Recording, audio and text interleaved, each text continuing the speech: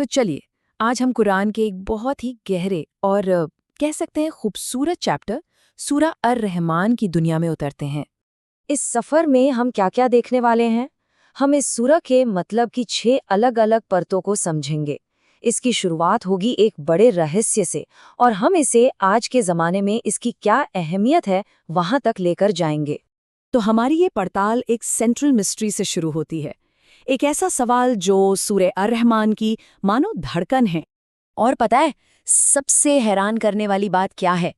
इस सवाल का जवाब सबसे पहले इंसानों ने नहीं दिया, बल्कि जिन्नों ने दिया था। जी हाँ, वो इस तिलावत को सुनकर इतने इमोशनल हो गए कि बस जवाब दिए बिना रह ही नहीं पाए।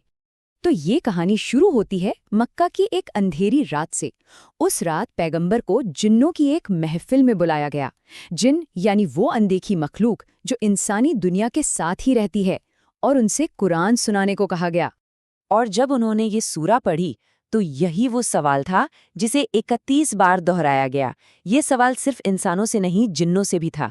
और बस यही सवाल हमारी आज की पड़ताल का सेंटर पॉइंट है। अच्छा, तो ये तो हुई जिन्नों वाली बात। अब थोड़ा इसके हिस्टोरिकल कॉन्टेक्स्ट पर नज़र डालते हैं कि आखिर कैसे ये सूरा जुल्म के सामने हिम्मत की एक बहुत बड़ी वजह बन गई। यहाँ देखिए, एक तरफ थे अब्दुल्ला इब्ने मसूद, जिस्मानी तौर पर काफ़ी कमज़ोर, और दूसरी तरफ थे मक्का के ताकतवर कुरैश। लेकिन रूहानी ताकत का फ़र्क साफ था, और ये वही ताकत थी जो सूरे अर-रहमान ने अब्दुल्ला इब्ने मसूद को दी जब उन्होंने सबके सामने काबा के पास इसे पढ़ने की हिम्मत दिखाई। अब सवाल ये उठता है कि उन्होंने इतनी सारी सूरा में से इसी को क्यों चुना। इसके पीछे 3 बड़ी वजहें थीं, और हर वजह मक्का के उन लोगों के लिए एक सीधी चुनौती थी जो अल्लाह के नाम अर-रहमान पर सवाल उठाते थे, उसका मजाक बनाते थे। तो चलिए वापस उसी सवाल पर आते हैं। आखिर ये सवाल 31 बार क्यों पूछा गया? इसका हमारे जहन पर, हमारे मन पर क्या असर पड़ता है? देखिए, ये जो 31 का नंबर है ना, इसकी अपनी एक खास अहमियत है। ये एक लगातार याद दिलाने वाली चीज़ है जो पूरे चैप्टर में गूंजती रहती है। यहाँ एक बड़ी दिलचस्प थ्योरी भी है। कुछ स्कॉलर्स का मानना है कि इसका ताल्लुक हमारे शरीर से भी हो सकता है। मतलब इंसान की रीढ़ की हड्डी से नसों के 31 जोड़े निकलते हैं जो पूरे शरीर में फैले हैं। तो ये एक तरह से हमारे अंदर की नेमतों की याद दिलाता है। लेकिन इसका एक और गहरा मकसद है। ये दोहराव इंसान के घमंड को, उसके गुरूर को तोड़ता है। ये हमें बार बार याद दिलाता है कि हम यहाँ हमेशा के लिए नहीं हैं।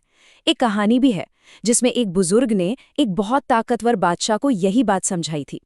अच्छा, रूहानियत से आगे बढ़कर अब जरा इस सूरा के साइंटिफिक पहलुओं पर आते हैं। इसमें कुदरत के बारे में कुछ ऐसी बातें बताई गई हैं जिन्होंने सदियों से इंटरप्रेटर्स को हैरान किया हुआ है। जैसे कि इसमें 2 समंदरों का जिक्र है जो मिलते तो हैं, लेकिन उनका पानी आपस में घुलता नहीं है। एक का तापमान अलग, एक में नमक अलग, उनके बीच जैसे कोई अनदेखी दीवार हो। और ये चीज़ आज हम वाकई में देख सकते हैं जहां अटलांटिक और पैसिफिक ओशन मिलते हैं। फिर इसमें 2 मशरिक और 2 मगरिब यानी 2 पूरब और 2 पश्चिम का जिक्र है। इसे सोल्स्टिस से जोड़कर देखा जाता है। मतलब वो 2 अलग अलग पॉइंट्स जहां से सूरज गर्मियों में उगता और डूबता है, और वो 2 पॉइंट्स जहां से सर्दियों में। ये असल में धरती के अपने एक्सिस पर झुके होने का एक बहुत बड़ा इशारा है। और इन सब साइंटिफिक चीज़ों के दिल में कॉन्सेप्ट है मीज़ान का। मीज़ान यानी बैलेंस, संतुलन।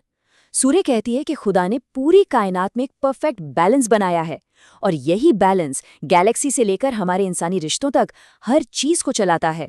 ये एक रिमाइंडर है कि हमें भी अपनी ज़िंदगी में, अपने समाज में इंसाफ और बैलेंस बनाए रखना है।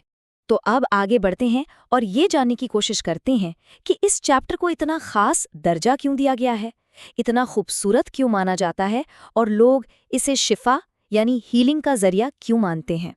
इसे अरूसुल कुरान भी कहा जाता है। इसका मतलब है कुरान की दुल्हन। क्यों?